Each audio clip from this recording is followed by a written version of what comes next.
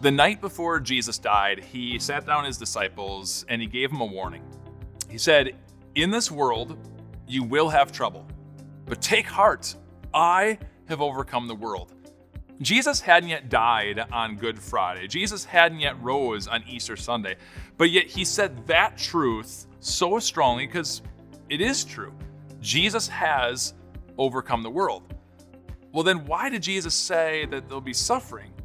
I mean, if it is true that Jesus died on Good Friday, taking away the sins of the world, which he has, if it's true that Jesus rose to life on Easter Sunday and destroyed the power of sin, death, and Satan, which he has, then why do we suffer?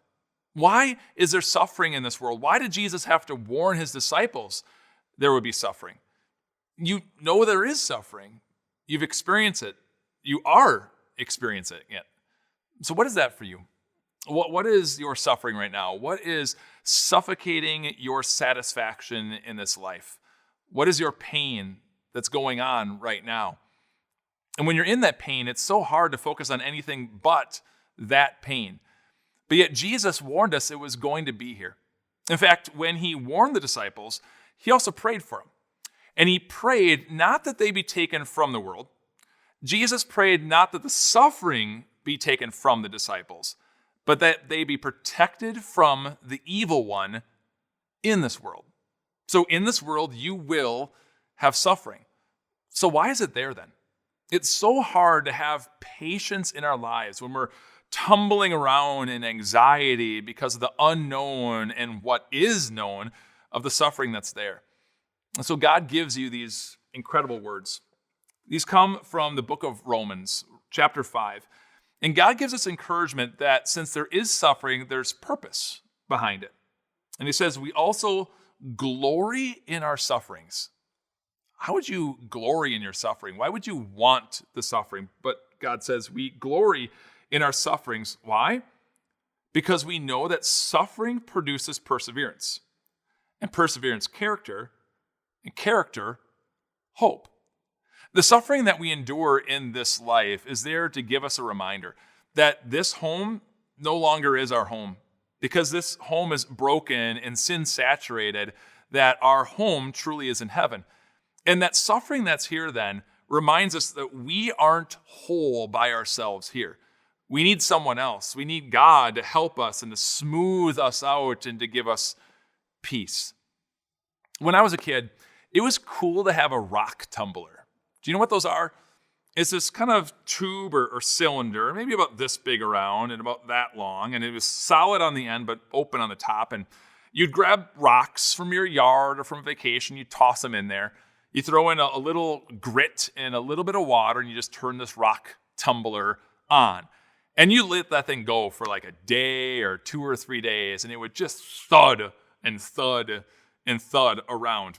Probably not fun for the rocks. But at the end of that tumbling cycle, and you turned it all off, when you pulled out those once hard-edged, kind of dirty rocks, they were beautiful. They were almost gem-like. The rough parts were gone. They were smoothed and polished because of what they had gone through. God tells us that the sufferings that we endure produce this perseverance. And God has given you a spiritual grit. God has given you the trust that God Almighty is always there with you. And he grows you through it. And as we thud up against this world, it reminds us that this world is not our home. And it breaks off our connections to the sins that we want to hold on to. It breaks off our connections to this world that is going to burn and to go away. And it polishes us. It refines us. Through suffering, as we trust in God and his love and his forgiveness, God changes you and makes you beautiful so that others see what you go through and how you go through it and want to learn about Christ. The suffering of this world has a purpose, and that purpose is to grow you and others closer to Christ.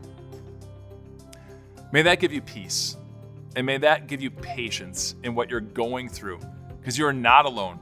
God goes with you, and he's making you new.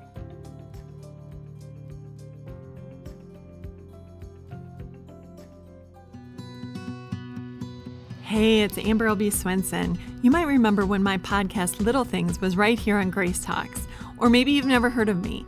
Either way, I want to invite you to listen to Little Things, which is now its own podcast. We take a look at little things and little ways that we can change our thinking to know and love God more. So please check out Little Things wherever you listen to your podcasts.